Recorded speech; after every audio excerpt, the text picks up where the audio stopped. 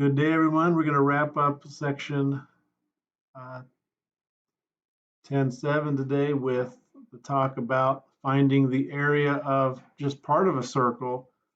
That part of a circle we call a sector, where I take a central angle in a circle and then maybe shade in the area of the circle that is within that angle, and that's called a sector.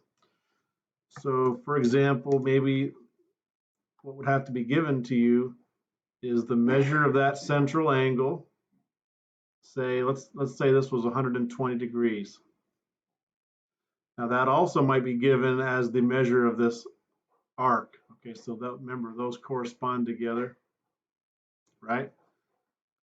So anyway, then if we were given the radius or diameter of the circle, we would want to know what part of that circle is shaded in there.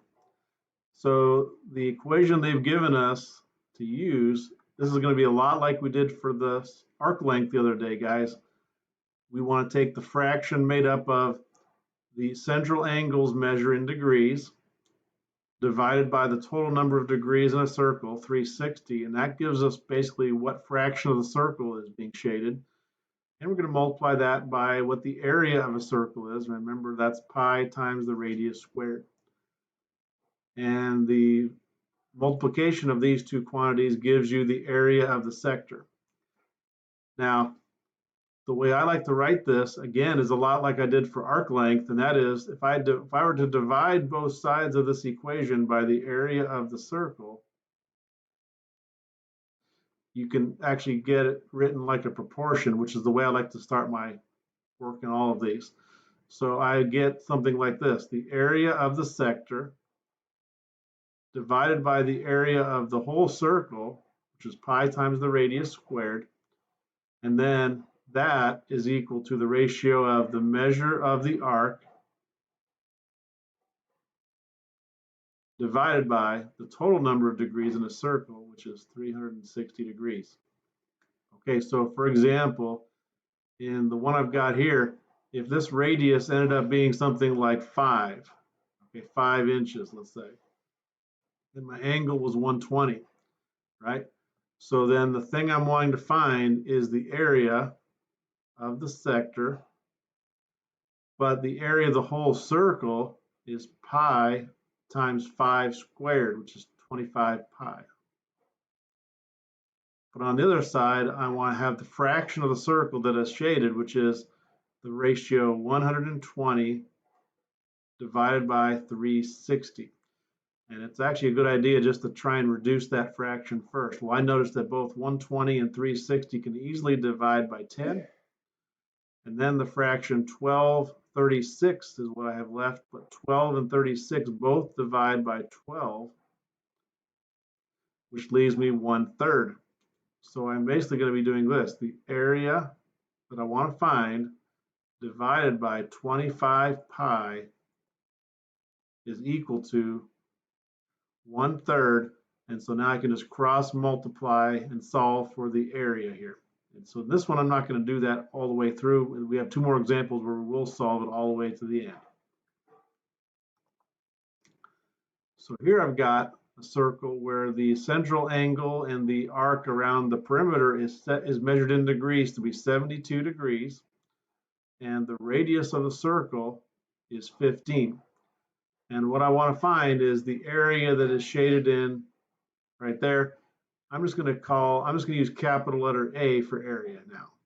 Okay, so my proportion goes like this: the area A divided by the area of the entire circle is going to be the same as the ratio 72 out of 360, right? And I'm now going to fill in the radius for R. So I'm actually just going to erase this part and write it as 15 squared.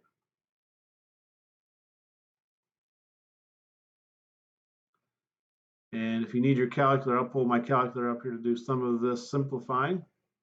Okay, so if you didn't know what 15 squared is, we can figure that out first. And that's 225. So A is dividing by 225 pi. And what I'd like to do on this side is just reduce this fraction down. So let's see, well, 72 can divide by 2 and make 36. And 180 divided by 2 would be 180. I know I can divide these some more. I know 36 can divide by 6 to make 6. Now I might need my calculator to do 180 divided by 6. Get 30. Okay, now I'm down to manageable numbers. And I know 6 and 30 both still divide by 6 again. So this is actually going to go down to 1/5. Now, if you don't actually reduce this fraction like I did, you're still going to get a good answer at the end. I just think the math will be easier. Okay, so you actually could start with just having 72 over 360 here.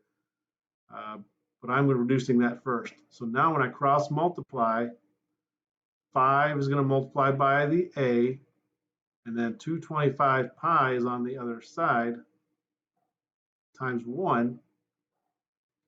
So to solve for the area of the sector, we're just going to have to divide both sides by 5. And you might need a calculator again to divide 225 by 5, so I'll go ahead and do that. 225 divided by 5 is 45. So my final answer will be 45 times pi. Once again, we're asked to leave the answer in terms of pi, so we don't need to go any further. This is area though, so it will still be in square units, this time centimeters squared. So we'll do one more example before we let you guys go and try these in MathXL today. So our last one, we have a sector where the angle, central angle is 45 degrees. That's also the angle, that's also the arc measure out here.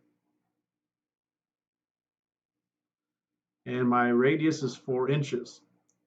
So I encourage you actually to pause the video and try this one yourself first. And if you've done that now, we'll try and work it out for you as well. And so on the one side of my proportion is the area of the sector divided by the area of the whole circle. And the area of the circle is pi times 4 squared. On the other side is the ratio of the central angle, or this arc, 45, compared to the number of degrees in a whole circle, 360. So simplifying a little bit, A over 16 pi. And I'm going to do this one without actually reducing this. So just to say, you don't have to do the reducing. And maybe depending on the numbers, it doesn't reduce anyway. Okay, so I'm just going to leave it as 45 360. And so I'm just going to go ahead and cross multiply. That means 360 times A is going to equal 45 times 16 pi. And so this time it might be worthwhile to multiply 45 times 16, and I'll grab my calculator for that. So 45 times 16 is 720. So the right side is actually 720 times pi. And over here I've got 360 times the area of the sector. So the thing I'm solving for is the area A. So I'm going to divide both sides of this equation by 360. And you could grab your calculator again and divide 720 by 360. However, I know the answer to that is 2. So 2 pi is the answer, and it's going to be in square inches. Well, guys, I hope this helps. You have probably about 3 or 4 problems in MathXL today just like this. And we'll see you guys back here on Monday.